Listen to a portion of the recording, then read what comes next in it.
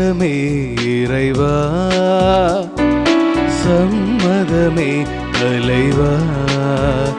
உன் மாலையிலே ஒரு மலராகவும் பாலையிலே சிறு மணலாகவும் வாழ்ந்திட சம்மதமே இறைவா, நான் மாறிட சம்மதமே, சம்மதமே இறைவா. தயங்கும் மனதுடைய நான் உனக்காகவே உன் பணிக்காகவே வாழ்ந்திட வரம் தருவாய். கருவாக என்னை படைத்து உயிர் கண்மணியாய் என்னை வளர்த்து கரமதிலே உருப்பதித்து கருத்துடனே என்னை காக்கின்றார். தந்தை மகன் தூய் ஆவியாரின் பெயராலே ஆமென். நம் ஆண்டவராகிய இயேசு கிறிஸ்துவின் அருளும் கடவுளின் அன்பும் தூய் ஆவியாரின் நட்புறவும் உங்கள் அனைவரோடும் இருப்பதாக. உம் ஆன்மாவோடும் இருப்பதாக. கிறிஸ்தேசுவுக்குள் பிரியமான அன்புமிக்க சகோதர சகோதரிகளே, பாஸ்கா காலத்தின் 3ஆம் ஞாயிறு திருப்பலியிலே நாம் அனைவரும் ஒன்றாக இணைந்து ஜெபித்துக் கொண்டிருக்கிறோம். அன்பிற்குரியவர்களே, நாம் வாழ்கிற நம்முடைய வாழ்க்கையிலே நமக்கு மத்தியிலே ஆண்டவர் இயேசு கிறிஸ்து பிரசன்னமாக இருக்கிறார், நம்மோடு பயணித்து கொண்டிருக்கிறார். ஆனால் பல நேரங்களில் இன்றைய நற்செய்தியில் நம்ம வாசிக்க கேட்க இருக்கிறோம், எம்மாவு சீடர்கள் கண்கள் மறைக்கப்பட்டிருக்கிறது, ஆண்டவர் அவரோடு பயணிக்கிறார், இயேசு அவர்களோடு பயணிக்கிறார் என்பதை உணர்ந்து கொள்ளாதவர்களாக இருக்கிறார்கள். அப்படி தான் நாம் பல நேரங்களில் வாழ்ந்து கொண்டிருக்கிறோம். காரணம், நாம் வாழுகிற அந்த வாழ்க்கை முறை. எந்த பாவமும் அறியாத நம் ஆண்டவர் இயேசு கிறிஸ்து பாவம் செய்த நமக்காக, நம்முடைய பலவீனத்திற்காக சிலுவையிலே தன் உயிரை கொடுத்தார், இரத்தத்தை சிந்தினார். அதை உணர்ந்தவர்களாக நாம் வாழ்கிறோமா என்று சிந்தித்து பார்க்க வேண்டும். அதை உணர்ந்தவர்களாக நாம் வாழும் பொழுது நாம் அந்த பாவத்திலிருந்து வெளிவருவதற்கான முயற்சிகளை, அப்படிப்பட்ட செயல்களை நாம் முன்னெடுப்போம். இல்லாவிட்டால் நாம் இந்த உலகத்துக்குள்ளே சிக்கொண்டு சாத்தானுடைய அந்த சூழ்ச்சிக்குள்ளே நாம் சிக்கொண்டு வாழக்கூடியவர்களாக இருப்போம். அப்பொழுது கண்டிப்பாக நம்முடைய கண்கள் மறைக்கப்பட்டவனாக இருக்கும்.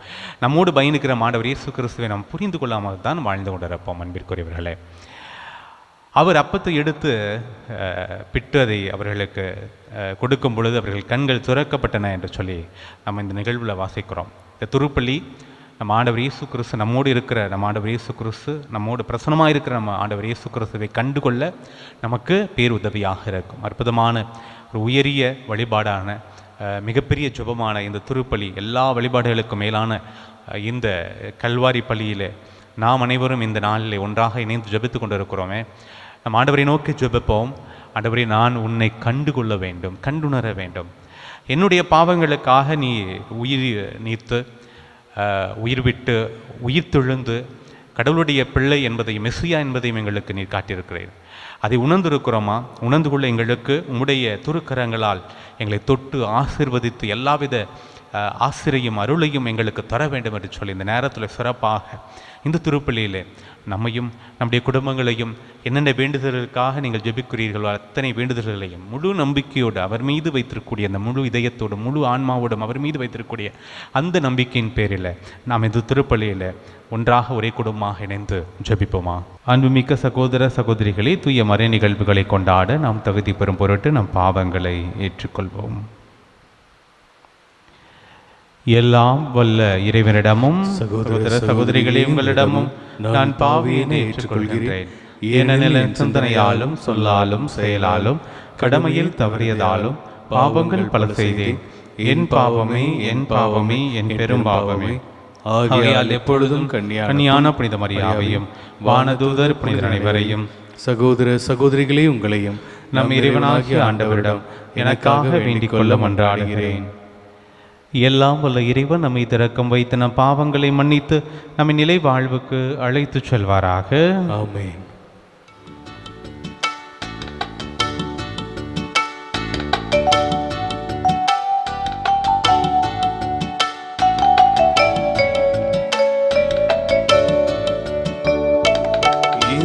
இரக்கமாயிரும் இரக்கமாயிரும் இரக்கமாயிரும் இரக்கமாயிரும் ஆண்டவரே இறைவனே இரக்கமாயிரும் இரக்கமாயிரும் இரக்கமாயிரும் கிறிஸ்துவே இறைவனே இரக்கமாயிரும் இரக்கமாயிரும்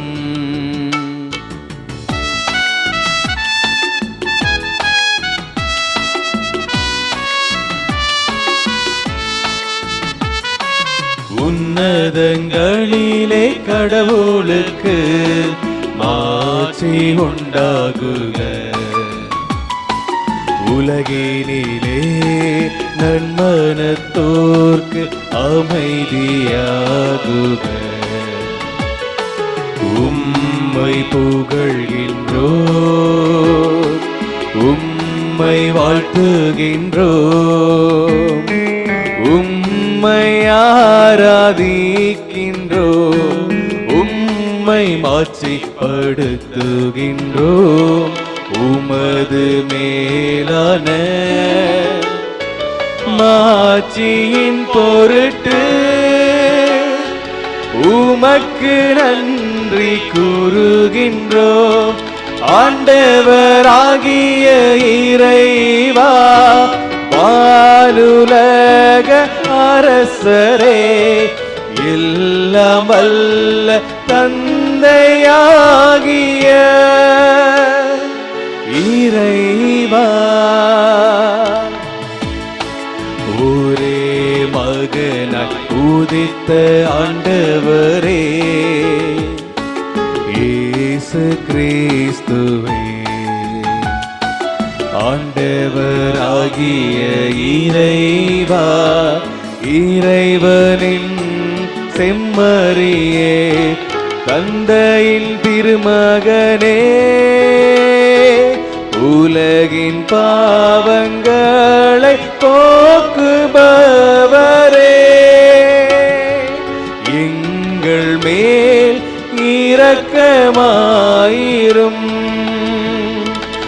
உலகின் பாவங்களை போக்குபவரே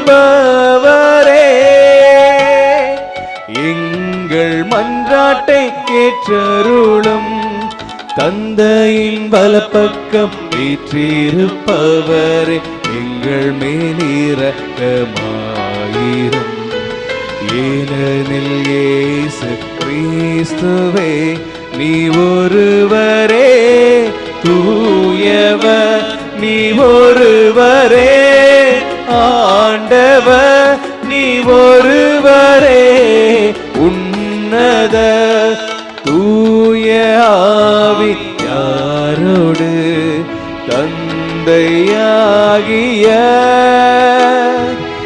இறைவனின் மாட்சியில் இருப்பவர் நீரே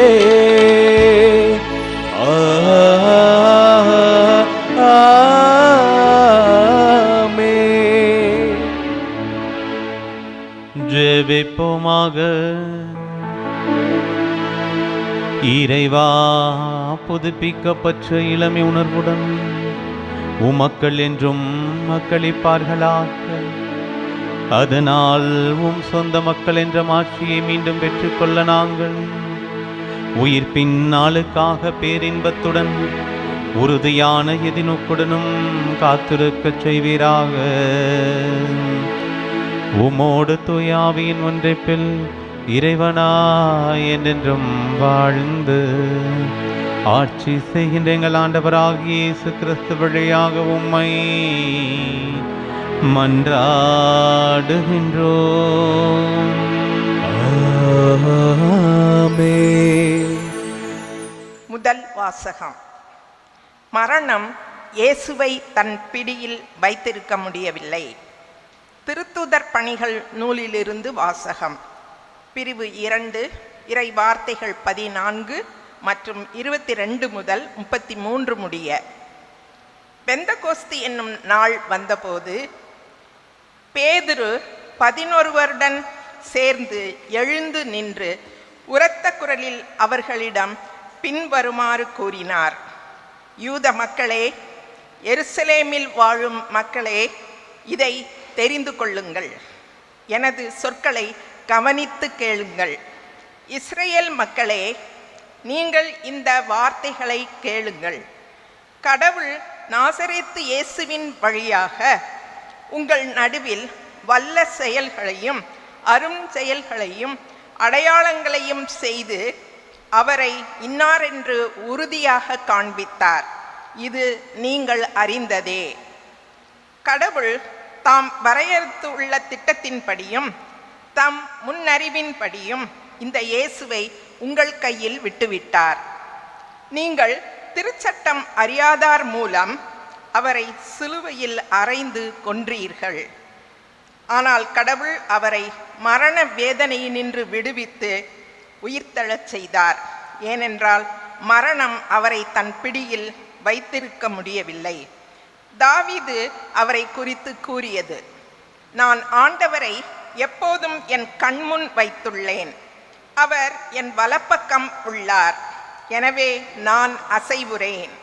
இதனால் என் இதயம் பேருவகை கொள்கிறது. என் நா மகிழ்ச்சியால் நிறைந்துள்ளது. என் உடலும் எதிர்பார்ப்பில் நிலைத்திருக்கும். ஏனென்றால் என்னை பாதாளத்திடம் ஒப்புவிக்க மாட்டீர். தூயவனை படுகுழியை காணவிட மாட்டீர். வாழ்வின் வழியை நான் அறியச் செய்வீர். உமது முன்னிலையில் எனக்கு நிறைவான மகிழ்ச்சி உண்டு. சகோதரர் சகோதரிகளே, நமது குல முதல்வராகிய தாவீதை குறித்து நான் சொல்வதை மறுக்க மாட்டீர்கள். அவர் காலமாகியே அடக்கம் செய்யப்பட்டார். அவர் கல்லறை இந்நாள் வரை நம்மிடையே இருக்கிறது. அவர் இறைவாக்கினர் என்பதால் தம் வழித்தோன்றல் ஒருவர் அவரது அரியணையில் வீற்றிருப்பார் என்று கடவுள் உறுதியாக ஆணையிட்டு கூறியதை அறிந்திருந்தார். அவர் கிறிஸ்துவின் உயிர்த்தெழுதலை முன்னறிந்து அவரை பாதாளத்திடம் ஒப்புவிக்க மாட்டீர், அவரது உடல் படுகுழியை காணவிட மாட்டீர் என்று கூறியிருக்கிறார். கடவுள் இந்த இயேசுவை உயிர்த்தெழச் செய்தார். இதற்கு நாங்கள் அனைவரும் சாட்சிகள். அவர் கடவுளின் வலப்பக்கத்துக்கு உயர்த்தப்பட்டு வாக்களிக்கப்பட்ட தூய ஆவியை தம் தந்தையிடமின்று பெற்று பொழிந்தருளினார். நீங்கள் காண்பதும் கேட்பதும் இதுதான். ஆண்டவரின் அருள்வாக்கு. இறைவனுக்கு நன்றி. அனைவரும் பாட வேண்டிய பதிலுரை. ஆண்டவரே, வாழ்வின் வழியை நான் அறியச் செய்வீர். ஆண்டவரே, வாழ்வின் வழியை நான் அறியச் செய்வீர்.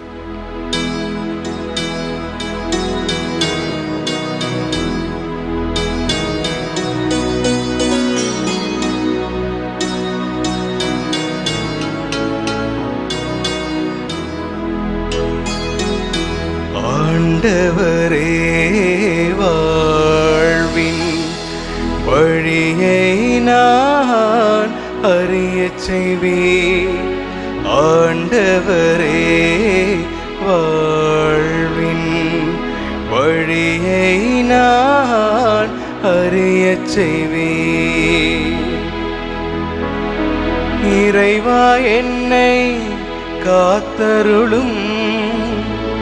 உம்மிடம் நான் அடைக்கலம் புகுந்துள்ளேன். நான் ஆண்டவரிடம், நீரே என் தலைவர், உம்மையன்றி வேற செல்வம் எனக்கு இல்லை என்று சொன்னேன். ஆண்டவர் தாமே என் உரிமை சொத்து. அவரே என் கிண்ணம், எனக்குரிய பங்கை காப்பவரும் அவரே. ஆண்டவரே, வாழ்வின் வழியை நான் அறியச் செய்வேன். எனக்கு அறிவுரை வழங்கும் ஆண்டவரை போற்றுகிறேன். இரவில் கூட என் மனசான்று என்னை எச்சரிக்கின்றது.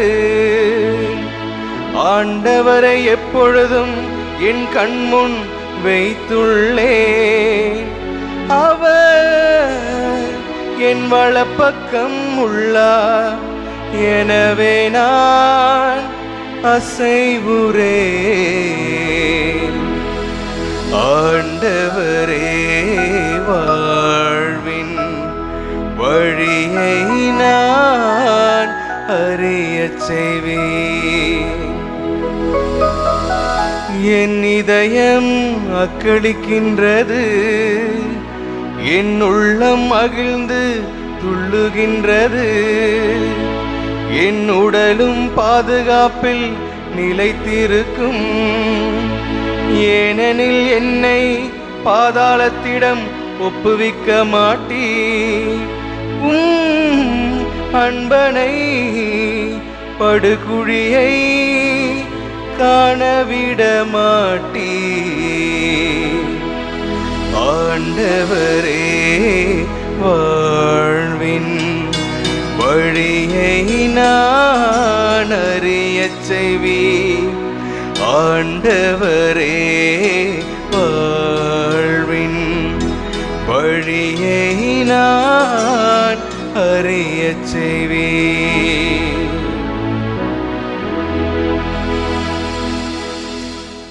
இரண்டாம் வாசகம். உங்களை விடுவிக்க கொடுக்கப்பட்ட விலை மாசு மறுவற்ற ஆட்டுக்குட்டியை போன்ற கிறிஸ்துவின் உயர் மதிப்புள்ள இரத்தமாகும். திருத்தூதர் பேதுரு எழுதிய முதல் திருமுகத்திலிருந்து வாசகம். அதிகாரம் 1, இறைவசனம் 17 21 வரை. அன்பார்ந்தவர்களே, நீங்கள் தந்தையே என அழைத்து மன்றாடுபவர் ஆளை பார்த்தல்ல, அவரவர் செயல்களின்படியே தீர்ப்பு வழங்குகிறார். ஆகையால் இவ்வுலகில் நீங்கள் அந்நியராய் வாழும் காலமெல்லாம் அவருக்கு அஞ்சி வாழுங்கள். உங்கள் மூதாதையரிடமிருந்து வழி வழியாய் வந்த வீணான நடத்தையின்றி உங்களை விடுவிக்க கொடுக்கப்பட்ட விலை என்னவென்று உங்களுக்கு தெரியும். அது பொன்னும் வெள்ளியும் போன்று அழிவுக்குட்பட்டது அல்ல, மாறாக மாசு மறுவற்ற ஆட்டுக்குட்டி போன்று கிறிஸ்துவின் உயர் மதிப்புள்ள இரத்தமாகும். உலகம் தோன்றும் முன்னரே முன்குறிக்கப்பட்ட அவர் இந்த கடைசி காலத்தில் உங்களுக்காக வெளிப்படுத்தப்பட்டார். அவர் வழியாகத்தான் நீங்கள் கடவுளின் மீது நம்பிக்கை கொண்டுள்ளீர்கள். இறந்த அவரை கடவுள் உயிர்த்தெழ செய்து பெருமைப்படுத்தியுள்ளார். இதனால் நீங்கள் கடவுளிடமிடம் நம்பிக்கை கொண்டு அவரை எதிர்நோக்கி இருக்கவே இவ்வாறு செய்தார். ஆண்டவரின் அருள்வாக்கு. இறைவனுக்கு நன்றி.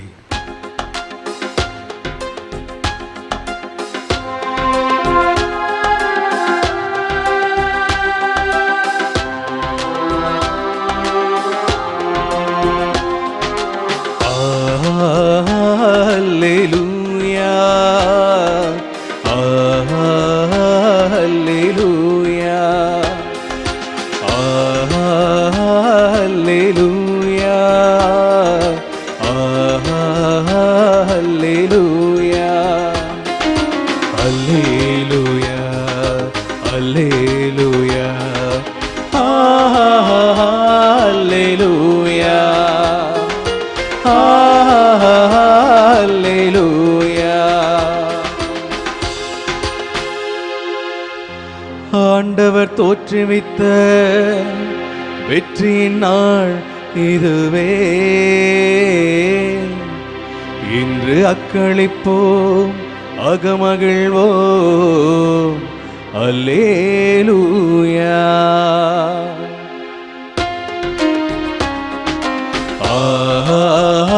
அல்லேலூயா, அல்லேலூயா, அல்லேலூயா, அல்லேலூயா,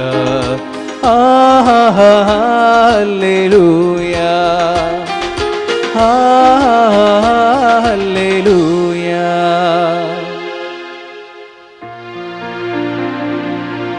ஆண்டவர் உங்களோடு இருப்பாராக. உம் ஆன்மாவோடும் இருப்பாராக. புனித லூக்கா எழுதிய நற்செய்தியிலிருந்து வாசகம். ஆண்டவரே மாட்சி உமக்கே. லூக்கா எழுதிய நற்செய்தி அதிகாரம் 24 இறைவசனங்கள் 13 முதல் 35 வரை. வாரத்தின் முதல் நாள் சீடர்களுள் இருவர் எருசலேமிலிருந்து ஏறத்தாழ 11 கிலோமீட்டர் தொலைவில் உள்ள ஒரு ஊருக்கு சென்று கொண்டிருந்தனர். அவ்வூரின் பெயர் எம்மாவு. அவர்கள் இந்நிகழ்ச்சிகள் அனைத்தையும் குறித்து ஒருவரோடு ஒருவர் உரையாடி கொண்டே சென்றார்கள். இப்படி அவர்கள் உரையாடி கொண்டும் வினவிக் கொண்டும் சென்றபோது இயேசு நெருங்கி வந்து அவர்களோடு நடந்து சென்றார். ஆனால் அவர் யார் என்று அறிந்து உணர முடியாதவாறு அவர்கள் கண்கள் மறைக்கப்பட்டிருந்தன. அவர் அவர்களை நோக்கி, வழி நெடுகிலும் நீங்கள் ஒருவரோடு ஒருவர் பேசிக்கொண்டிருப்பது என்ன என்று கேட்டார். அவர்கள் முகபாட்டத்தோடு நின்றார்கள். அவர்களுள் கிளையோப்பா என்னும் பெயருடைய ஒருவர் அவரிடம் மறுமொழியாக, எருசலேமில் தங்கியிருப்பவர்களுள் உமக்கு மட்டும்தான் இந்நாட்களில் நிகழ்ந்தவை தெரியாதோ என்றார். அதற்கு அவர் அவர்களிடம் என்ன நிகழ்ந்தது என்று கேட்டார். அவர்கள் அவரிடம், நாசரேத்து இயேசுவை பற்றியேதான் பேசுகின்றோம். அவர் கடவுளுக்கும் மக்கள் எல்லாருக்கும் முன்பாக சொல்லிலும் செயலிலும் வல்ல இறைவாக்கினராக திகழ்ந்தார். அவர் இஸ்ரேலை மீட்கப் போகிறார் என்று நாங்கள் எதிர்பார்த்திருந்தோம். ஆனால் தலைமை குருக்களும் ஆட்சியாளர்களும் அவருக்கு மரண தண்டனை விதித்து சிலுவையில் அறைந்தார்கள். இவையெல்லாம் நிகழ்ந்து இன்றோடு 3 நாட்கள் ஆகின்றன. ஆனால் இன்று எங்களைச் சேர்ந்த பெண்களுள் சிலர் எங்களை மலைப்புக்குள்ளாக்கினர். அவர்கள் விடியற் காலையில் கல்லறைக்கு சென்றார்கள். அவருடைய உடலை காணாது திரும்பி வந்து வானதூதர்களை கண்டதாகவும் இயேசு உயிரோடு இருக்கிறார் என்று அவர்கள் கூறியதாகவும் சொன்னார்கள். எங்களோடு இருந்தவர்களுள் சிலரும் கல்லறைக்கு சென்று அப்பெண்கள் சொன்னவாறு இருக்க கண்டனர். ஆனால் அவர்கள் இயேசுவை காணவில்லை என்றார்கள். இயேசு அவர்களை நோக்கி, அறிவிலிகளை, இறைவாக்கினர்கள் உரைத்த எல்லாவற்றையும் நம்ப இயலாத மந்த உள்ளத்தினரை, மெசியா தாம் ஆட்சியடைவதற்கு முன் இத்துன்பங்களை பட வேண்டுமல்லவா என்றார். மேலும் மோசே முதல் இறைவாக்கினர் வரை அனைவரின் நூல்களிலும் தம்மை குறித்து எழுதப்பட்ட யாவற்றையும் அவர் அவர்களுக்கு விளக்கினார். அவர்கள் தாங்கள் போக வேண்டிய ஊரை நெருங்கி வந்தார்கள். அவரோ அதற்கு அப்பால் போகிறவர் போல் காட்டிக்கொண்டார். அவர்கள் அவரிடம், எங்களோடு தங்கும், ஏனெனில் மாலை நேரம் ஆயிற்று, பொழுதும் போயிற்று என்று கூறி கட்டாயப்படுத்தி அவரை இணங்க வைத்தார்கள். அவர் அங்கு தங்குமாறு அவர்களோடு சென்றார்.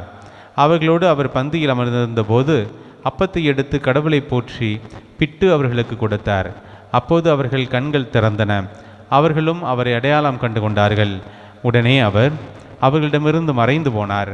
அப்போது அவர்கள் ஒருவரை ஒருவர் நோக்கி, வழியிலே அவர் நம்மோடு பேசி மறைநூலை விளக்கும் போது நம் உள்ளம் பற்றி எரியவில்லையா என்று பேசிக்கொண்டார்கள். அந்நேரமே அவர்கள் புறப்பட்டு எருசலேமுக்கு திரும்பி போனார்கள்.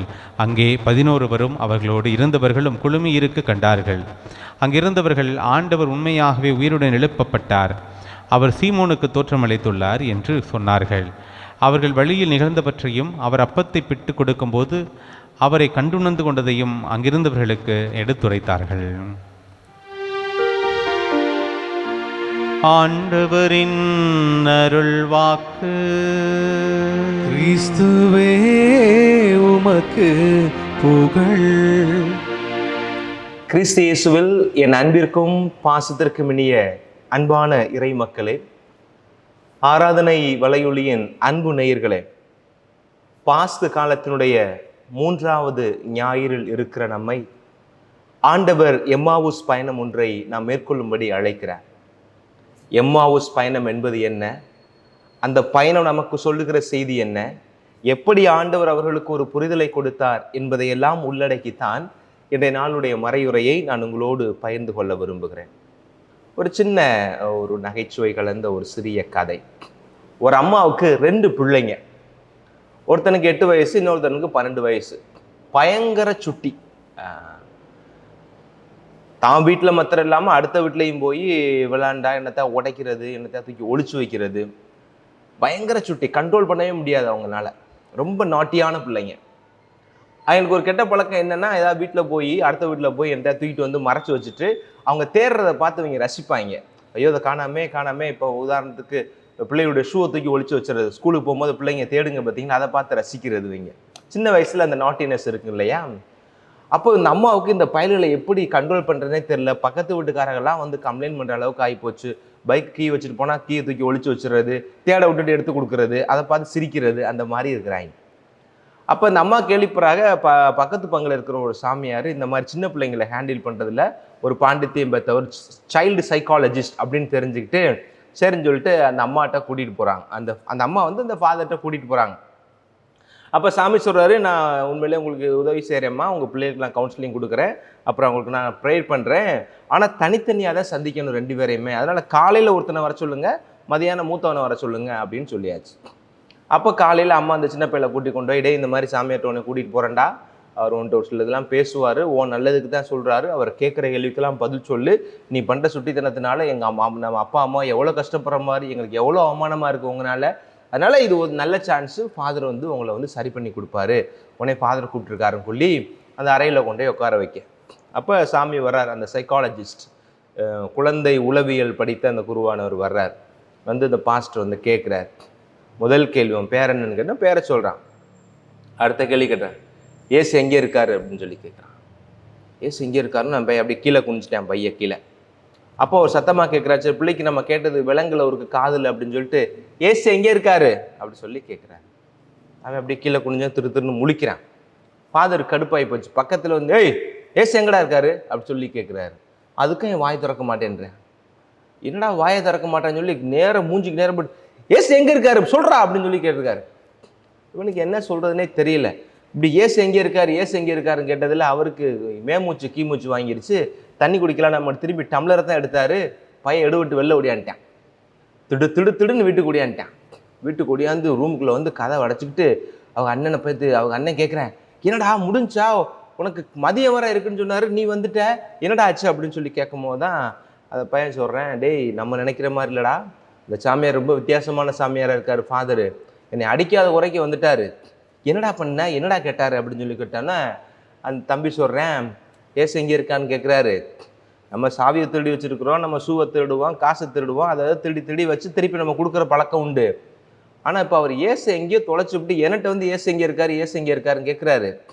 உன்னிட்ட அதே கேள்வி தாண்டா கேட்பாரு, கொஞ்சம் கவனமாக இரு அப்படின்னு அவன் சொன்னார். இது கேட்பதற்கு கொஞ்சம் நகைச்சுவையாக இருந்தாலும் கூட இன்றைய மறையுறையோடு மிகவும் நெருங்கிய தொடர்புடையதாக இருக்கிறது. அந்த பிள்ளைங்களுக்கு எப்படி ஏசு எங்கே இருக்காருன்னு தெரியாமல் அது முழிச்சிச்சுங்களோ, அதே போல தான் இன்றைக்கும் நாம் இயேசு எங்கே இருக்கிறார் என்பது தெரியாமல் பல இடங்களில் தேடிக்கொண்டு இருக்கிறோம்.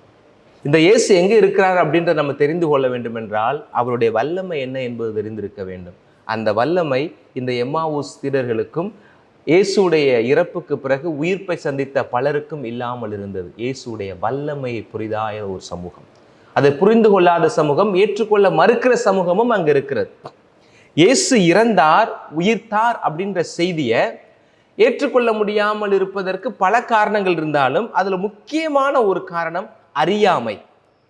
எப்படி இந்த 2 பசங்களுமே இயேசு எங்கே இருக்கிறாருன்னு ஃபாதர் கேட்கும் போது அவர் யாரோ தூக்கி ஒளிச்சு வச்சுட்டது மாதிரியும் நாம தான் இயேசுவை களவாண்டு வச்சிருக்கோம் அப்படின்றது மாதிரி அந்த பிள்ளைகள் புரிந்து கொண்டார்களோ, அதே போல இந்த ஆதி கிறிஸ்தவர்கள் இயேசுடைய உயிர்ப்பை தவறாக புரிந்து வைத்திருந்தார்கள், ஏற்க மனமில்லாதவர்களாக இருந்தார்கள்.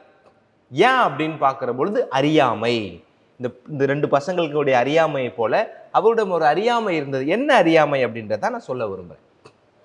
இயேசுடைய உயிர்ப்பை குறித்து அவரே நேரடியாகவும் மறைமுகமாகவும் பல முறை சீடர்களுக்கும் ஏன் பிற சமூகத்தவருக்கும் அவர் சமூகத்திலும் பகிர்ந்திருந்தாலும் கூட உயிர்ப்பு என்பது அவர்கள் கற்பனைக்கு அப்பாற்பட்ட ஒரு விஷயமாக பார்க்கப்படுகிறது. தொடக்கம் என்று ஒன்று இருந்தால் அது முடிவு ஒன்று இருக்கும் அப்படின்றது உலக நியதி. இயேசுவுக்கு முன்பு வரை, ஏன் இயேசுவுக்கு பின்பும் அவரை கடந்து அவரை தவிர்த்து பிறந்த எல்லோருமே இறந்திருக்கார்கள். தொடங்கிய எல்லாமே முடிவுக்கு வந்திருக்கிறது. அது போராக இருக்கலாம், அது காலச்சூழலாக இருக்கலாம், அது இயற்கை சீற்றமாக இருக்கலாம், மனிதனுடைய முன்முயற்சியாக இருக்கலாம், தொழிலாக இருக்கலாம், வாழ்க்கையாக இருக்கலாம். தொடக்கம் என்று ஒன்று இருந்தால் அதற்கு முடிவு என்பது இருக்கும். அகரமும் நகரமுமாக இருக்கிறேன், முதலும் முடிவுமாய் இருக்கிறார் என்று பாஸ்கா தெரிய ஒளியேற்றுகிற பொழுது அந்த குருவானவர் சொல்லியிருப்பார். அது உண்மைதான். இயேசு அகரமாக இருக்கிறார், நகரமாக இருக்கிறார், முதலாக முடிவாக இருக்கிறார். ஆனால் அவருக்கு முடிவு என்பதில்லை, முடிவுக்கு மூலகாரணமாக இருக்கிறார், முடிவினுடைய சூத்திரகாரியாக இருக்கிறார். ஆனால் அவருக்கு முடிவு என்பதில்லை. இது நமக்கு இன்றைக்கு புரிகிறது, அன்றைக்கு அவர்களுக்கு புரியவில்லை. ஏன்? உயிர்ப்பு என்பது அவருடைய அனுபவத்திற்கு கற்பனைக்கு அப்பாற்பட்ட ஒரு விஷயம். ஒரு சின்ன உதாரணம் சொல்றேன் பாருங்களேன். 2006 டிசம்பர் மாதம் 26 தமிழக வரலாற்றில் ஒரு மறக்க முடியாத ஒரு கருப்பு தினம் அப்படின்னே சொல்லலாம். டிசம்பர் 26, 2006 உங்களுக்கு தெரிஞ்சிருக்கும் நேரம்.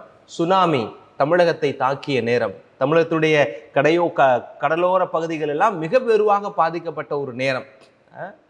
அப்போ அந்த பெரும் பாதிப்பு ஏற்படுகிற பொழுது, சுனாமி என்கிற வார்த்தை செய்தியில் வருகிற பொழுது யாருக்குமே எதுவுமே புரியல. அது என்ன சுனாமி அப்படின்னு தான் நம்ம யோசிச்சுட்டு இருந்தோம். ஆனால் அந்த வாரம் முழுவதும் 1 நாள் கழித்து 2 நாள் கழித்து அந்த பெயர் கொடுக்கப்பட்டு, ஜாப்பனீஸ் பெயர் என்று நினைக்கிறேன், அந்த பெயர் பழக்கப்பட்டு இன்றைக்கு சுனாமி காலனிகள் எல்லாம் இருக்கிறது. நம்ம ஊர்ல சுனாமி கல்லறைகள் எல்லாம் இருக்கிறது. இன்றைக்கு சுனாமி என்கிற வார்த்தை அது தமிழ் மொழியினுடைய ஒரு வார்த்தையாகவே மாறி போய்விட்டது. தமிழகத்தினுடைய கலாச்சாரத்தின் ஒரு அடையாளமாகவும், அது கருப்பு தினத்தினுடைய வலியினுடைய வேதனையுடைய அடையாளமாக இன்னைக்கு மாறி இருக்கிறது. ஏன்? ஒரு முறை பழக்கப்பட்டு விட்டோம். அதற்கு முன்னாடி இந்த சுனாமின்ற வார்த்தை ஏன் சொல்றேன்னா, இப்போ அன்பே சிவம்னு ஒரு நல்ல ஒரு தமிழ் படம் வந்துச்சு. அந்த தமிழ் படத்துல அந்த கதாநாயகர்கள் இருவரும் உரையாடுகிற பொழுது இந்த சுனாமியை பத்தி பேசுவாங்க. அப்போல்லாம் அந்த படம் பார்க்க பொழுது எனக்கு புரியலை. இந்த அனுபவம் வந்ததுக்கப்புறம் புரியுது. அதுக்கப்புறம் எப்பயாவது கடற்கரையில் கொஞ்சம் வேகமாக வந்துட்டாவே சுனாமி வரப்போகுதோ அப்படின்னு நம்ம யோசிக்க ஆரம்பிச்சிட்டோம். ஏன்? ஒரு அனுபவம் நேரடியாக ஏற்பட்டு விட்டது. இன்னொரு நல்ல ஒரு உதாரணம் சொல்லணும் அப்படின்னா, அந்த கொரோனா காலத்தில் COVID-19 ஏற்பட்ட அனுபவம். பைபிள் டிக்ஷனரியில் அதுக்கு முன்னாடியே ஒக்காபுலரிஸ்ன்னு பார்த்தோம்னா லாக்டவுன்ற ஒக்காபுலரிஸ் இருந்துச்சு, பேண்டமிக்ன்ற ஒக்காபுலரி பைபிள் அந்த விவிலியத்தில் இருந்துச்சு, வேக்சின்ற வார்த்தை டிக்ஷனரியில் இருந்துச்சு, மாஸ்க்ன்ற வார்த்தை டிக்ஷனரியில் இருந்துச்சு. ஆனால் இதெல்லாம் நம்ம பழக்கப்படாத இருக்கிற வரை நமக்கு என்னன்னே தெரியாமல் இருந்துச்சு. ஆனால் இன்றைக்கு ஒரு சாதாரண ஒரு கிராமத்தில் இருக்கிற ஒரு ஆளை கூப்பிட்டு கேட்டால் கூட, ஒரு வயதான பாட்டியர் பெரிய அளவில் படிப்பறிவு இல்லாத ஆட்களாக இருந்தாலும் கூட அவருக்கு லாக்டவுன்னா என்னன்னு தெரியும். லாக்டவுன் அப்படின்ற ஆங்கில வார்த்தைக்கு என்ன விளக்கம் தெரியும்? ஏன்? ஒரு முறை அனுபவப்பட்டு விட்டோம். இப்படி அனுபவிக்கப்படாத நிலையில் இருந்ததுனால உயிர்ப்பை அவரால் ஏற்றுக்கொள்ள முடியவில்லை. அதனாலதான் எம்மாவுஸ்தர்கள் இருவரும் பேசுகிற வார்த்தைகளை பார்க்கிற பொழுது இப்படி சொல்றாங்க. விடிய காலத்துல எங்க பொம்பளை ஆளுங்க அங்க போனாகலாம் தான் சொல்லப்பட்டிருக்கு பைபிள்ல. அப்போ அந்த கல்லறையெல்லாம் கல்லு திறந்து இருந்துச்சான். அப்போ இவ எங்கன்னு கேட்கும் போது வானதூதர் ஒருத்தர் வந்தாராம். அப்போ கடவுளுடைய தூதர் சொன்னாராம், அவர் உயிர்த்து போயிட்டாரு அப்படின்னு சொன்னாராம். அப்படின்னு சொல்லி இதை எல்லாமே ஒரு யூகத்திலேயே தான் 2 பேரும் பேசிட்டு இருக்கிறாங்க. அப்போதான் ஆண்டவர் இயேசு அவர்களோடு கலந்து கொள்ளுகிறார். அவருடைய அறியாமையை போக்குகிறார். அவருடைய இருள் மறைந்திருக்கிற அந்த கண்களில் இருக்கிற செதில்களை எடுக்கும் விதமாகத்தான் அந்த உரையாடலை ஆரம்பிக்கிறார் அப்படின்றத நம்ம பார்க்கிறோம். அதை பாருங்க. இந்த ஒரு பகுதியை நான் திருப்பி வாசிக்கிறேன். இது ஒரு ரெப்படேஷனாக இருக்கலாம். இது புரிஞ்சாதான் அந்த எம்மாவுஸ்தர்களுடைய அறியாமை நமக்கு புரியும். எப்படி சொல்றாங்க பாருங்களேன். அவர்களுள் ஒருவர் கிளியோப்பா. அந்த ஒருத்தருடைய பேர் இல்லை, அது நீங்களா கூட எடுத்து வச்சுக்கோங்க, உங்க பேரை கூட போட்டுக்கோங்க. கிளியோப்பா என்னும் பெயருடைய ஒருவர் அவரோட மறுமொழியாக இயேசுவிடம் சொல்றாங்க. அப்போ அவங்க பேசிக்கிட்டு வரும்போது, நீ என்னத்தை பேசிட்டு வரீங்க அப்படின்னா இயேசு டயலாக் ஆரம்பிக்கிறார். அப்போ கிளியோப்பா என்ன சொல்றாரு, என்ன உங்களுக்கு தெரியாதா? எருசலேம்ல இருக்கிற ஆளுகளே உங்களை தவிர எல்லாத்துக்குமே இந்த மேட்ரு தெரியும், என்ன தெரியுமா அப்படின்னு சொல்லிட்டு பின்வரும் செய்தியை சொல்லுகிறார். எருசலேமில் தங்கி இருப்பவர்களுள் உமக்கு மட்டும்தான் இந்நாளில் இந்த நிகழ்வு தெரியாதோ என்று சொல்லிவிட்டு அவர்களை சொல்ற நிகழ்வு என்ன நடந்துச்சு. அவர்கள் இயேசுவிடம், நாசரேத் இயேசுவை பற்றி தான் நாங்கள் பேசுகிறோம். அவர் கடவுளுக்கும் மக்கள் எல்லாருக்கும் முன்பாக சொல்லிலும் செயலிலும் வல்ல இறைவாக்கினராக திகழ்ந்தார். அவர் இஸ்ரேலரை மீட்கப் போகிறார் என்று நாங்கள் எதிர்பார்த்து கொண்டிருந்தோம். ஆனால் தலைமை குருக்களும் ஆட்சியாளர்களும் அவருக்கு மரண தண்டனை விதித்து சிலுவையில் அறைந்தார்கள். இவையெல்லாம் நிகழ்ந்து இன்றோடு 3 நாட்கள் ஆகின்றன. ஆனால் இன்று எங்களை சேர்ந்த பெண்களுள் சிலர் எங்களை மலைப்புக்குள்ளாக்குகிறார்கள். எப்படி? விடிய காலத்துல கல்லறைக்கு சென்றார்கள். அவருடைய உடலை காணாது திரும்பி வந்து வானதூதர்களை கண்டதாகவும் அவர் உயிரோடு இருக்கிறார் என்று அவர் கூறியதாகவும் சொன்னார்கள் என்றும் எங்களோடு இருந்தவர்களும் சிலரும் கல்லறைக்கு சென்று அப்பெண்கள் சொல்லவாறு இருக்க கண்டனர். ஆனால் அவர்கள் இயேசுவை காணவில்லை என்கிறார்கள். அப்போ எவ்வளவு தூரம் வெள்ளந்தியாக, ஏன்னா அந்த உயிர்ப்பு அனுபவம் அவர்களுக்கு இல்லாததுனால எல்லாத்தையுமே அனுமானமாக, ரியாலிட்டியில உண்மையில் நடந்ததை கூட அவர்கள் அனுமானமாகத்தான் பார்க்கிறார்கள். அப்போ அந்த நேரத்துல அவர்களுக்கு புரியும் விதத்தில் விவிலியத்திலிருந்து ஆண்டவர் விளக்குகிறார். அப்ப என்ன சொல்லுகிறாரு? மோசே முதல் இறைவாக்கினர் வரை அனைவரின் நூல்களிலும் தம்மை குறித்து எழுதப்பட்ட யாவற்றையும் அவர்களுக்கு விளக்கி சொன்னார். அப்போ உங்களுக்காகத்தானே இந்த பாடுகளை ஏற்றுக்கொண்டேன், விண்ணிலிருந்து மண்ணகம் நோக்கி வந்தேன், என் உயிர்ப்பும் உங்களுக்குத்தானே, என்னடா அப்படி முட்டாத்தனமா புரியாம இருக்கிறீங்க, நான் உயிர்த்த செய்தியை நான் சொன்னா நம்ப மாட்டீங்க அப்படின்னு சொல்லிட்டு தான் நான் வந்தேன்னா பேயின்னு பயந்துருவீங்க அப்படின்னு சொல்லித்தான் வானதூதர்களை வைத்து என் தந்தையானவர் உங்களுக்கு செய்தியை கொடுக்க சொல்லி இருக்கிறார். அந்த செய்தியை கேட்ட பிறகும் கூட நம்பாம இருக்கிற மரமண்டையா இருப்பீங்களா, முட்டா பயல்களா அப்படின்னு சொல்லி அவர்களை திட்டாமல், அவர்கள் மீது கோபம் கொள்ளாமல், அவருடைய அறியாமையுடைய யதார்த்தத்தை புரிந்து கொண்டு ஆண்டவர் அவர்களுக்கு விவிலியத்திலிருந்து விளக்கம் சொல்லுகிறார். உங்களுக்கு தெரியும் இல்லையா, யூதர்களை பொறுத்தவரை மோசே ஒரு முக்கியமான மனிதர். அதனாலதான் மோசே தொடங்கி இறைவாக்கினர் வரை ஒன்று ஒன்னா அவர்களுக்கு சொல்லிக்கிட்டே வர்றாரு. எசாயா சொல்லியிருக்காரு இல்லையா, அது அவரை பற்றி தான். மோசே சொன்னதும் அவரை பற்றி தான் அப்படின்னு சொல்லி ஒவ்வொருவருடைய விவிலிய வசனங்களை எடுத்து சொல்லி அவர்களுக்கு புரிய வைத்து, உயிர்ப்பு என்பது சாத்தியமானது, அது இறைவனுடைய மகனுக்கு சாத்தியமானது, அது சாத்தியப்பட்டு விட்டது, இயேசு உயிர்த்து விட்டார் என்கிற செய்தியை அவர்களுக்கு அந்த இடத்தில் புரிய வைக்கிறான். அப்படியே பேசிக்கிட்டே வரும்போது தான் அவங்களுடைய இடம் வந்து விட்டது. ஆனால் இயேசு இன்னும் அவர்களுக்கு புரிதல் தேவை என்பதை உள்ளூர உணர்ந்தவராக இருக்கிறார். அது அவர்களாக கூப்பிடுகிறார்களா அப்படின்னு சொல்லி பார்க்கலான்னு சொல்லிட்டு தான் வெயிட் பண்றாரு. அப்போ அவங்களே சொல்றாங்க, நீரும் வந்து எங்களோடு இந்த நாளில் தங்குமே என்று கேட்கிறார்கள். இயேசுவை தங்கும்படி வேண்டினார்கள். இயேசுவை அவர்களோடு தங்கும்படி வேண்டினார்கள். அப்புறம் அன்னைக்கு வாசிக்கப்பட்ட வாசகம் தெரியும். தங்குகிற பொழுது, அவர்களுக்கு உணவு கொடுக்கிற பொழுது அவருடைய பார்வை விசாலப்படுகிறது. அப்போ எப்போ இயேசுவை அவர்கள் கண்டு கொண்டார்களோ, எப்போது உயிர்த்த ஆண்டவர் தான் என்னோடு உடன் பயணித்தவர், என்னோடு பேசியவர், உரையாடியவர், விவிலியத்தை விளக்கி சொன்னவர் என்பதை எப்போது அவர்கள் புரிந்து கொண்டார்களோ, அடுத்த கணமே நம்பிக்கை அவர்களுக்குள் பிறப்பெடுக்கிறது. பிரியமான பிள்ளைகளே, இயேசு தன்னுடைய சொந்த வார்த்தைகளை எவ்வளோ விளக்கத்தை சொல்லி அவர்களை புரிய வைத்திருக்கலாம். ஆனால் அவர் விவிலியத்திலிருந்து மேற்கோள் காட்டுகிறார்.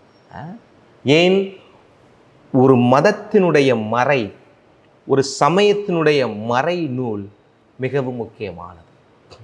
சொந்த வார்த்தைகளை காட்டிலும் விவிலியத்திலிருந்து மேற்கோள் காட்டுகிறார். இயேசுடைய அந்த 3 சோதனைகளிலும் பார்க்கிற பொழுதும் அவருக்கு ஏற்படுகிற சொந்த சோதனைகளுக்கு கூட பதிலை தன் வாய்மொழியாக சொல்லாமல் விவிலியத்திலிருந்து தான் மேற்கோள் சொல்லுகிறார். கடவுளுடைய வார்த்தை அறிவதுதான் ஆண்டவரை அறிவதற்கு அடித்தளமான ஒரு செய்தி. இப்போ ஒரு 10 நாளைக்கு முன்னாடி, ஒரு 5 நாள் இருக்கும்னு நினைக்கிறேன், என்னுடைய வகுப்பு தோழர் இங்கே பிலிப்பைன்ஸில், அவர் என்னோட டாக்டரேட் பண்ணுறாரு. நம்ம ஊரில் எப்படி ப்ராட்டஸ்டாண்ட் சர்ச் இருக்குதோ அதுபோல் எங்கள் வந்து எக்லேசியா கிறிஸ்தோ அப்படின்னு ஒரு சர்ச் இருக்குது, சர்ச் இன் கிரைஸ்ட் அப்படின்னு சொல்லி ஒரு சபை வைத்திருக்கிறார்கள். அப்போ அவர் இப்போ தான் அவர் டிஃபென்ஸ் முடிக்கிறார். எனக்கு முன்னாடி 1 வருஷத்துக்கு முன்னாடியே சேர்ந்தவர். அப்போ எனக்கு ஒரு பார்ட்டி கொடுக்கணும்னு சொல்லி கூப்பிட்டுருந்தார். வாங்க ஃபாதர், உங்களுக்கு ஒரு பார்ட்டி கொடுக்குறேன்னு சொல்லி ஜஸ்ட் ஈவினிங் டீ பார்ட்டி மாதிரி கூப்பிட்டுருந்தார். போகும்போது நேரடியாக உட்காந்து பேசும்போது உரையாடல்கள் வலுக்கிற பொழுது இதை பற்றி பேச ஆரம்பித்தோம், மதங்களை பற்றி, நம்முடைய சமயத்தை பற்றி பேச ஆரம்பித்தோம். அவர் சொன்னார், ஃபாதர், இந்தியன் ஃபாதர்ஸ் நீங்கள் எவ்வளோ தூரம் ஓப்பனாக இருக்கிறீங்க, இங்கே இருக்க பிலிப்பைன்ஸ் ஃபாதர்ஸ்லாம் எங்களை வந்து மதிக்கிறதே இல்லை அப்படின்னு சொல்லுவார். நான் சொன்னேன், எதனால அப்படின்னு கேட்கும்போது, இல்லை அவங்கவுங்க மெஜாரிட்டி, கேத்தலிக் சர்ச் நீங்கள் 80% இருக்கிறீங்க, நாங்கள் மைனாரிட்டி சர்ச்சஸ்லாம் வந்து ஒரு 4%, 3% இருக்கிறதுனால எங்களுக்கு பெரிய கட்டமைப்புகள் இல்லைனால எங்களை யாரும் மதிக்கிறது இல்லை, அட்லீஸ்ட் நான் சொல்கிறதையாவது நீங்கள் கேட்குறீங்களே ஃபாதர் அப்படின்னு சொல்லிட்டு பேசும்போது, அந்த சபக்காரர்களுக்குன்னே ஒரு பாணி இருக்கும் இல்லையா, டக்குன்னு பைபிள்ல இருந்து 2-3 எடுத்து டக்குன்னு வச்சாரு. எதெல்லாம் டிஸ்ப்ரூவ் பண்ணுறதுக்குன்னா ட்ரினிட்டி அப்படின்றதெல்லாம் இல்லை ஃபாதர் அப்படின்ற மாதிரி சொன்னார். நான் கேட்டுக்கொண்டேன். சரி, வாதம்னு வந்துட்டாங்க அப்படின்னா அந்த இடத்துல வந்து தெளிவுக்கு வழியே இருக்காது, உரையாடலுக்கு வழி இருக்கு. நான் ஒரு உரையாடலை போல அவர்கிட்ட ஆரம்பித்தேன். பட் ஆனால் அவருடைய பாணி அப்படித்தானே போகும். ஒரு மாதிரி வாதத்திற்கு வந்தார். உடனே வந்து தன்னுடைய வாதத்தை வந்து முன்னிலைப்படுத்துறதுக்கு விவிலியத்திலேருந்து வசனங்கள் எல்லாம் எடுத்து சொன்னார். அதுக்கு சொன்னார், அன்னை மரியாளுக்கு சொல்கிறாரு, புனிதர்களுக்கு சொன்னார், அப்புறம் அருளடையாளங்களுக்கு சொன்னார். அப்போ நான் ஒன்றுக்கு விளக்கம் சொல்ல ஆரம்பித்தேன் அப்படின்னா அவர் ட்ரெடிஷனை ஏற்றுக்கொள்ள இல்லாத மனிதராக இருக்கிறார். கத்தோலிக்க திருச்சபைக்கு விவிலியமும் மரபும் இப்படி நிற்கணும் இல்லையா, அவங்க மரபை தள்ளி விட்டுட்டு விவிலியத்தை தூக்கி பிடிக்கக்கூடிய மனிதராக இருக்கிறார். அவர்கிட்ட போய் நம்ம என்னத்தை பேசுறதுன்னு நான் விட்டுட்டேன். ஆனால் ஒரு காரியம் எனக்கு என்ன பிடிச்சிருந்துச்சு அப்படின்னா, தான் கொண்டிருக்கிற கொள்கைக்கு துணை நிற்கக்கூடிய அத்துணை இறைவார்த்தைகளையும் மரணம் செய்து அவர் என்ன பேசினார். எனக்கு ஆச்சரியமாக இருந்தது. அந்த விதத்தில் நான் அவரை ஒரு விதத்தில் நான் அவரை வந்து உண்மையிலேயே நான் அப்ரிஷியேட் பண்ணி அவரை வாழ்த்தினேன். இவ்வளோ தூரம் பைபிளில் நீங்கள் பிடித்தமாக இருக்கிறீங்களே அப்படின்னு சொல்லிட்டு. அதுக்கு மேலே சொல்ல முடியல. ஏன்னா அந்த இடத்துல வந்து ஒன்றை தூக்கி ஒன்றை கீழே விடுறதுனால நம்ம பேச முடியாத ஒரு சூழல். எதுக்கு சொல்கிறேன் அப்படின்னா, நம்முடைய வாத விவாதங்களிலும் நம்முடைய அன்றாட உரையாடலிலும் தெளிவு கிடைக்க வேண்டும் என்று சொன்னால் வார்த்தை நமக்கு துணை செய்யும் அப்படின்ற ஒற்றை செய்தியை இந்த நாளில் உங்களோடு நான் பகிர்ந்து கொள்ள விரும்புகிறேன். பிரியமான இறைப்பிள்ளைகளே, அத்தோடு சேர்த்து அந்த சீடர்களுக்கு இயேசு அனுபவம் கிடைத்த பிறகு அவர்கள் செய்த காரியம் என்ன? உடனடியாக சீடர்கள் துணிவோடு எருசலேமுக்கு போகிறார்கள். உடனடியாக எல்லாத்தையும் தூக்கி போட்டு வாங்க நம்ம உடனடியாக நம்ம எங்கே போவோம்? எருசலேமுக்கு போவோம். இவ்வளவு நாளாக ஒரு ஐயம் கொண்டு இருந்தோம். இயேசுடைய அந்த உயிர்ப்பை குறித்த, உயிர்த்த ஆண்டவர் கொடுத்த நம்பிக்கை நமக்கு இல்லாமல் இருந்தது. இன்றைக்கு அந்த உயிர்த்த ஆண்டவரை நம்மிடம் பேசிவிட்டார். நான் பெற்ற இந்த உறுதிப்பாடு நிறைந்த நம்பிக்கையை நாம் பிறரோடும் பயிர வேண்டும். உடனடியாக சென்று நம்ம சீடர்களுக்கு சென்று அவர்களை உறுதிப்படுத்துவோம் என்று உடனடியாக புறப்படுகிறார்கள். எம்மாவுஸ் அனுபவம் நம்முடைய நம்பிக்கையை உறுதிப்படுத்தும் அனுபவம். அதற்கு இயேசுவோடு நாம் பயணிக்க வேண்டும். இயேசு நம்மோடு பயணிக்க அவரை அனுமதிக்க வேண்டும். இதுதான் இந்த நாளினுடைய மைய செய்தியாக நான் எடுத்துக்கொள்ள விரும்புகிறேன். உங்களையும் எடுத்துக்கொள்ள யாசிக்கிறேன். என்னது? இயேசுவை என்னோடு பயணிக்க அனுபவிக்க வேண்டும் அப்படின்னு சொன்னால் இயேசுவோடு பயணப்பட தயாராக வேண்டும். இயேசுவுடைய பயணம் நமக்கு பல வெளிச்சத்தை காட்டும், நம்முடைய அறியாமையை போக்கும், நம்முடைய இருளை நீக்கும். அதற்கு இந்த எம்மாவுஸ் சீடர்களுடைய பயணம் மிக முக்கியமான ஒரு தொடர்கதையாய் நமக்கு நிற்கிறது. தொடக்கத்தில் சொன்னேன், அந்த 2 பேர்ல ஒருத்தருடைய பேர் தான் விவிலியத்தில் குறிக்கப்பட்டிருக்கிறது. யாருடைய பேரு? கிளியோப்பா என்களுடைய பேர் தான் குறிக்கப்பட்டிருக்கிறது. அப்ப இன்னும் ஒருவர் யாரு? ஏன் நற்செய்தியாளர் அந்த பெயரை சொல்லவில்லை அப்படின்னா, அந்த இடத்துல நீங்க உங்களை நிறுத்தி பாருங்க. நான் அந்த பயணத்தில் இருந்தேன் என்று சொன்னால் எனக்குள் இருக்கிற ஒரு சில அறியாமையை, எனக்குள் இருக்கிற ஒரு சில ஐயப்பாடை என் ஆண்டவரோடு பேசினேன் என்று சொன்னால் அவர் எனக்கு வாழ்க்கைக்கான நம்பிக்கையை, வெளிச்சத்தை தருவார். நான் வாழ்க்கைக்கான நம்பிக்கையை, வெளிச்சத்தை தருவார். அந்த சீடர்களுக்கு இயேசுடைய இறப்புக்கு பிறகு நடக்கிற, உயிர்ப்புக்கு பிறகு நடக்கிற எல்லாமே விந்தையாக இருக்கிறது. ஒரு பக்கம் உயிர்ப்பு நடந்து உயிர்த்து விட்டார் என்ற செய்தி வருகிறது, அடுத்த பக்கம் வேதகலாபனை தொடங்கி விட்டது. அப்போ உயிரை காத்துக்கொள்ள வேண்டும் என்பதற்காகத்தான் அவர்கள் எருசலேமிலிருந்து வெளிப்பகுதிக்கு ஓடி செல்லுகிறார்கள். அந்த பிரச்சனையிலிருந்து தப்பித்துக் கொள்ளலாம் என்று நினைக்கிறார்கள். அந்த பிரச்சனையிலிருந்து விலகி நிற்பதற்கான வழியை தேடுகிற பொழுதுதான் இயேசு வழியேக்க வந்து சேர்ந்து அவர்களுக்கு இந்த வார்த்தையை சொல்லுகிறார், நம்பிக்கையை பலப்படுத்துகிறார். நீங்கள் வாருங்கள், உயிர்த்த ஆண்டவர் தான் உங்களோடு இருக்கிறேன், உங்களுக்கு யாதொரு துன்பமும் நேராமல் நீங்கள் எடுத்து வைத்த பாதையில் முன்னேறி செல்வதற்கு நான் துணையாக நிற்பேன் என்று சொன்ன அதே எம்மாவுஸ் ஆண்டவர் இன்றைக்கு நமக்கும் சொல்லுகிறார், உன்னுடைய வாழ்க்கையில் நான் உன்னோடு இருக்கிறேன். உன் தெளிவற்ற சூழ்நிலையில் நான் உனக்கு தெளிவை தருவேன்.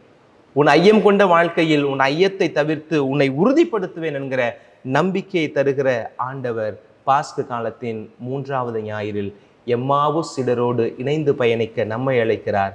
அவரோடு பயணிப்போம், நம் ஆன்மாவை பலப்படுத்துவோம். ஆமென். அனைவரும் இணைந்து நம்முடைய நம்பிக்கையை அறிக்கையிடுவோம்.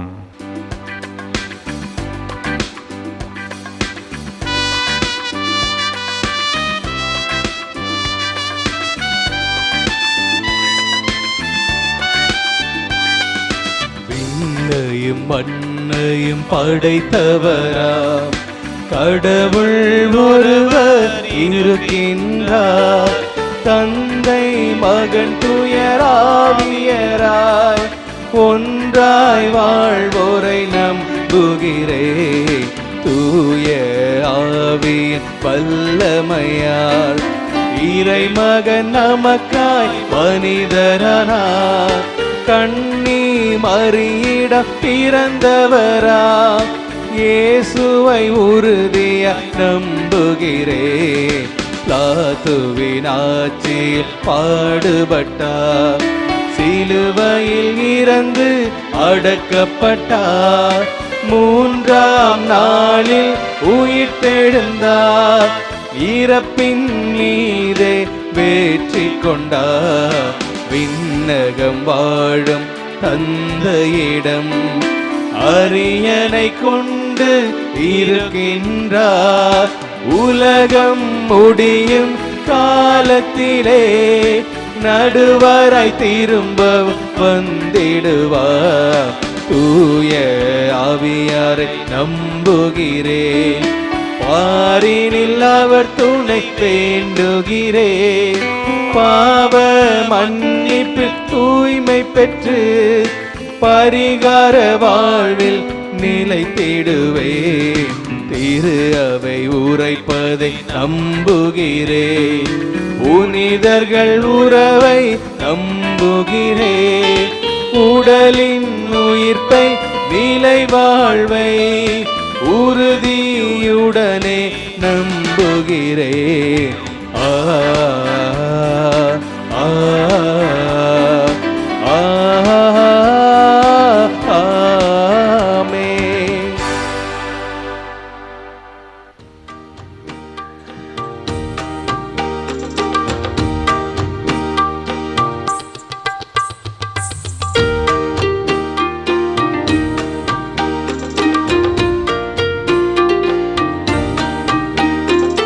வாசல் தேடி வந்தே, உந்தன் பாதம் பணிந்து வந்தே.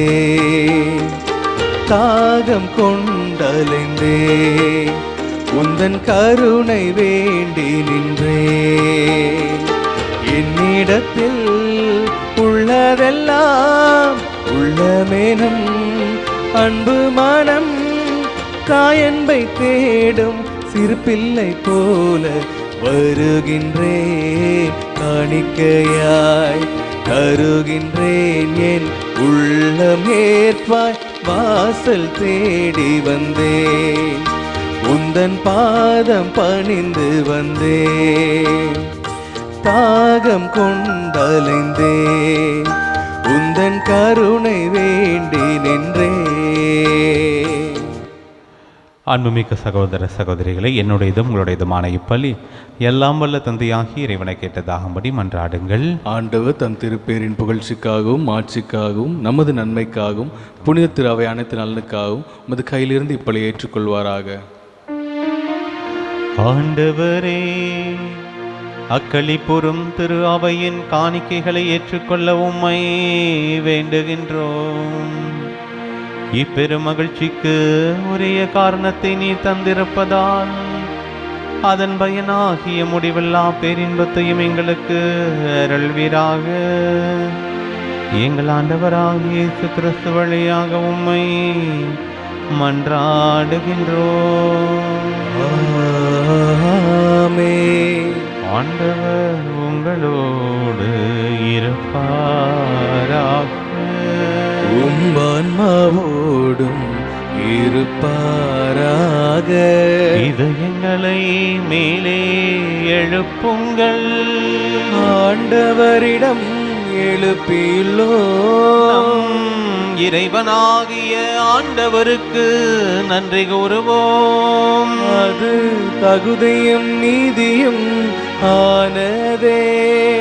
ஆண்டவரே, எக்காலத்திலும் உம்மை புகழ்ந்துரைப்பதும் எல்லாவற்றுக்கும் மேலாக எங்கள் பாஸ்காவாகிய கிறிஸ்து பலியான இச்சிறப்பான காலத்தில் உம்மை இன்னும் மிகுதியாக வாழ்த்தி போற்றுவதுமையாகவே தகுதியும் நீதியுமாகும். எங்கள் கடமையை மீட்புக்குரிய செயலுமாகும். கிறிஸ்துவின் வழியாகவே ஒளியின் மக்கள் நிலை வாழ்வில் நுழைகின்றனர். பின்னரசின் கதவுகள் நம்பிக்கையாளருக்கு திறந்து விடப்படுகின்றன. ஏனெனில் சாவுக்குரிய எங்கள் வாழ்வும் அவரது சாவால் மீட்படைந்து அவரது உயிர்ப்பிலே அனைவரது வாழ்வும் உயிர்த்தெழலாயிற்று. ஆகவே பாஸ்கா மகிழ்ச்சி பொங்க அனைத்துலகின் மாந்தர் அனைவரும் மக்களிக்கின்றனர்.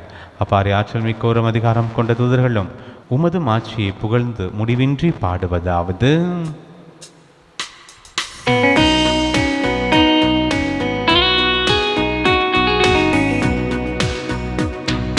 தூயவர் தூயவர் தூயவர் வான் படைகளின் கடவுளாம் ஆண்டவர். விண்ணகமும் மண்ணகமும் உமது மாட்சியால் நிறைந்துள்ளன.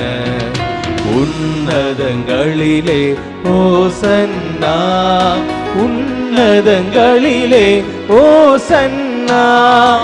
ஆண்டவர் பெயரால் வருகிறவர் ஆசி பெற்றவர். உன்னதங்களிலே ஓசன்னா, உன்னதங்களிலே ஓசன்னா.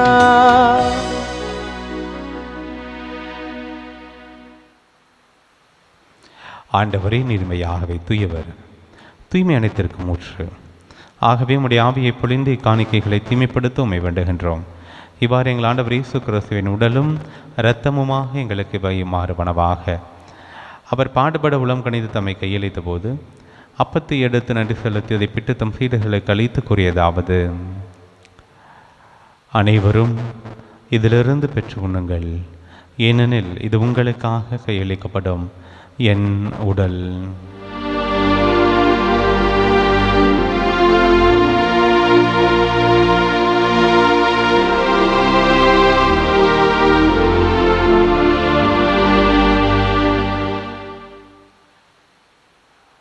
அவனமே இரவு விருந்தை அருந்திய பின் கிண்ணத்தையும் எடுத்து மீண்டும் உமக்கு நன்றி கூறி தம் சீடர்களை கழித்தவர் கூறியதாவது: அனைவரும் இதிலிருந்து பெற்று பருகுங்கள், ஏனெனில் இது புதிய நிலையான உடன்படிக்கைக்குரிய இரத்தத்தின் கிண்ணம். இது பாவ மன்னிப்புக்கென்று உங்களுக்காகவும் பலருக்காகவும் சிந்தப்படும். இதை என் நினைவாக செய்யுங்கள்.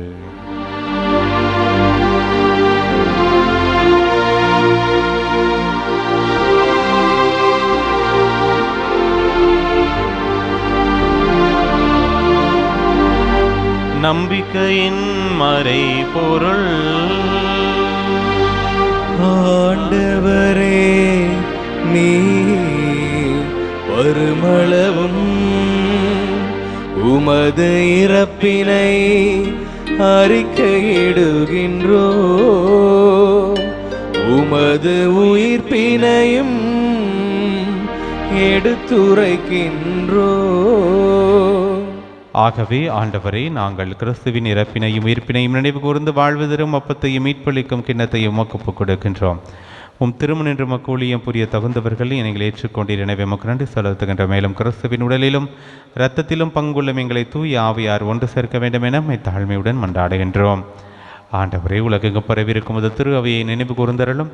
எங்கள் திருத்தந்தை இல்லையோ, எங்கள் ஆயர் ஆரோக்கியராஜ், எல்லா திருநிலையினர் ஆகிய அனைவரோடும் அது திரு அவை அன்பில் நிறைவு பெறச் செய்தரலும். உயிர்த்தெழும் எதிர்நோக்குடன் துயில் உள்ளும் எங்கள் சகோதர சகோதரிகளையும் இறந்தோர் அனைவரையும் இரக்கத்துடன் நினைவு கூர்ந்து உமது திருமுக ஒளியின் ஏற்றலும் எங்கள் அனைவரும் மீது இரக்கமாயிரும். கடவுளின் கனித்தாயான புனித மரியா, அவருடைய கணவரான புனித யோசேப்பு, புனித திருத்துதர்களை உலகில் முக்குகந்தவராகியிருந்தோராகிய புனிதரனை விடணும் நாங்கள் நிலை வாழ்வில் பங்குள்ளும் தகுதி பெற்றும் திருமண இயேசு கிறிஸ்து வழியாக உம்மை புகழ்ந்தேத்து வரமரல்ல உம்மை மன்றாடுகின்றோம்.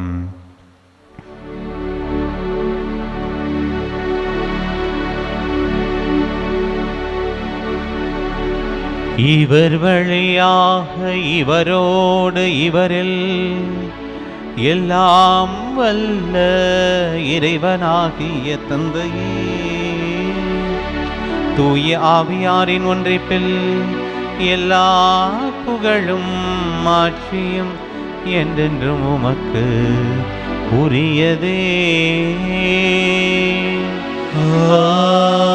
ஆமென். ஆமென். ஆமென்.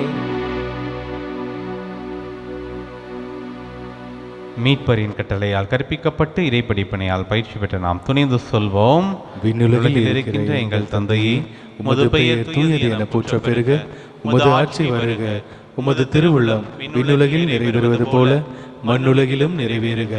எங்கள் அன்றாட உணவை இன்று எங்களுக்கு தாரும். எங்களுக்கு எதிராக குற்றம் செய்வோரை நாங்கள் மன்னிப்பது போல எங்கள் குற்றங்களை மன்னியும். எங்களை சோதனைக்கு உட்படுத்தாதேயும், தீமையிலிருந்து எங்களை விடுவித்தருளும். ஆண்டவரே, தீமை அனைத்திலிருந்தும் எங்களை விடுவித்து எங்கள் வாழ்நாளில் அமைதியை கனிவுடனர்களும் மன்றாடுகின்றோம். உமது இரக்கத்தின் உதவியால் நாங்கள் பாவத்திலிருந்து எப்போதும் விடுதலை பெற்றியால் ஒரு கலக்கமின்றி நலமாயிருப்போமாக. நாங்கள் எதிர்நோக்கி இருக்கும் பெருன்பத்துக்காகவும் மீட்பராகிய இயேசு கிறிஸ்துவின் வருகைக்காகவும் காத்திருக்கின்றோம். ஏனெனில் ஆட்சியும் வல்லமையும் ஆட்சியும் என்றென்று உமதே. ஆண்டவர் இயேசு கிறிஸ்துவை அமைதியை உங்களுக்கு விட்டுச் செல்கின்றேன், என் அமைதியையே உங்களுக்கு அளிக்கின்றேன் என்றும் திருத்துதர்களுக்கு அளித்தீர். எங்கள் பாவங்களை பாராமல் உமது திரு அவை நம்பிக்கையை கண்ணோக்கி உமது திருவுளத்திற்கு ஏற்பதற்கு அமைதியும் முற்றுமையும் அளித்தருள்வீராக என்று வாழ்ந்து ஆட்சி செய்கிறவர் நீரே. ஆமென். ஆண்டவருடைய அமைதி உங்கள் அனைவரோடும் என்றும் இருப்பதாக, உம் ஆன்மாவோடும் இருப்பதாக. ஒருவருக்கொருவர் ஆண்டவருடைய அமைதியை மகிழ்ச்சியோடு பகிர்ந்து கொள்வோம்.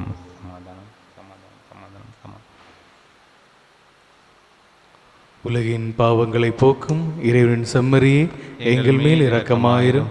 உலகின் பாவங்களை போக்கும் இறைவனின் செம்மறியே, எங்கள் மேல் இரக்கமாயிரும். உலகின் பாவங்களை போக்கும் இறைவனின் செம்மறியே எங்களுக்கு அமைதி அளித்தருளும். ஆண்டவரே இயேசு கிறிஸ்துவை நான் உட்கொள்ளும் திருவுடலும் திரு ரத்தமும் என்னை நீதி திருப்புக்கும் தன்னைக்கும் உள்ளாக்காமல் இந்த பரிவிறக்கத்தின் மனதுக்கும் உடலுக்கும் பாதுகாப்பாகவும் நலமளிக்கும் அருமனதாகவும் இருப்பனவாக.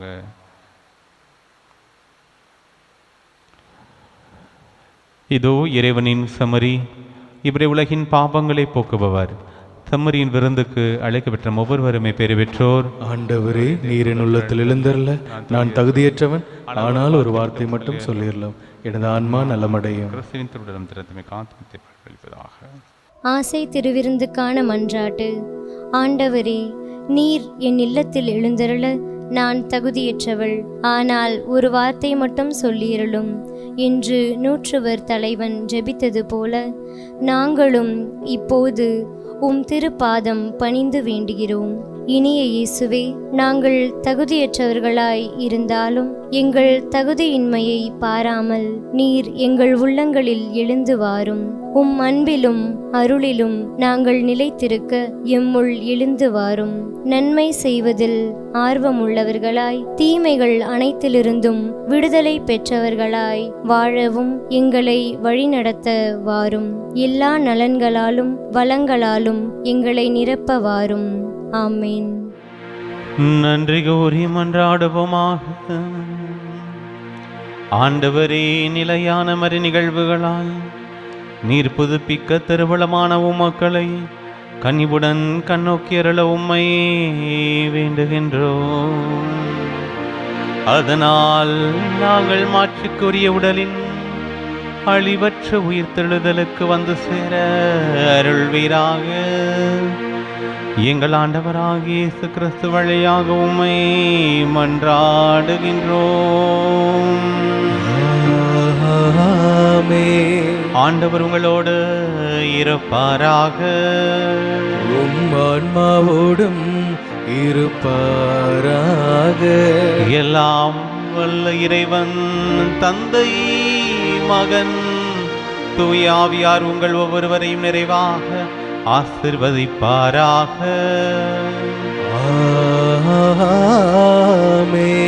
சென்று வாருங்கள், திருப்பலி நிறைவேறிற்று. அல்லேலூயா, அல்லேலூயா, அல்லேலூயா. இறைவனுக்கு நன்றி. அல்லேலூயா, அல்லேலூயா, அல்லேலூயா.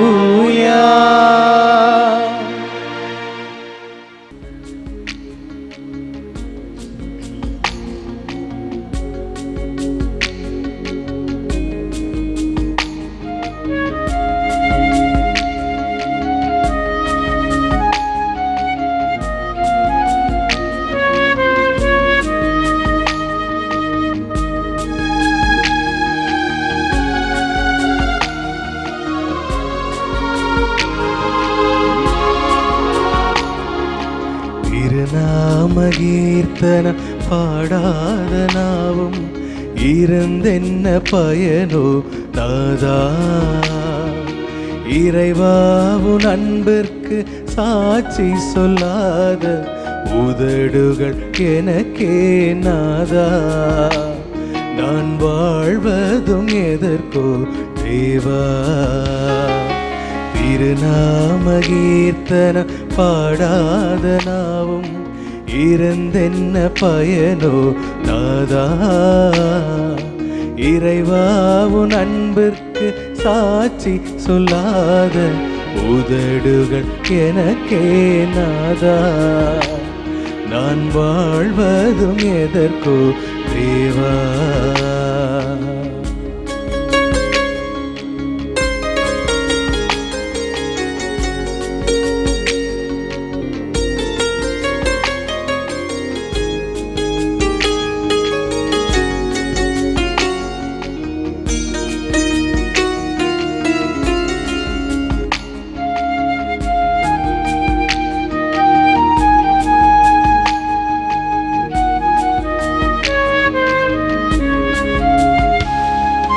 அந்திம தீர்ப்பு நாள் விரைவில் வருமென்று ஆவல யாவரும் நோக்குகின்றோம். அந்திமா தீர்ப்பு நாள் விரைவினில் வருமென்று ஆவலாயாவரும் நோக்குகின்றோம். வானமேகங்களில் நீ வரும் மண்ணாலில் வானோர்களோடும்மை துதிப்பே. வானமேகங்களில் நீ வரும் மண்ணாலில் வானோர்களோடும்மை துதிப்பே. திருநாம கீர்த்தன பாடாத நாவும் இருந்தென்ன பயனோ நாதா. இறைவாவுன் அன்பிற்கு சாட்சி சொல்லாத உதடுகள் எனக்கே நாதா. நான் வாழ்வதும் எதற்கோ தேவா. தந்தை மகன் தூய ஆவியாரின் பெயராலே ஆமென்.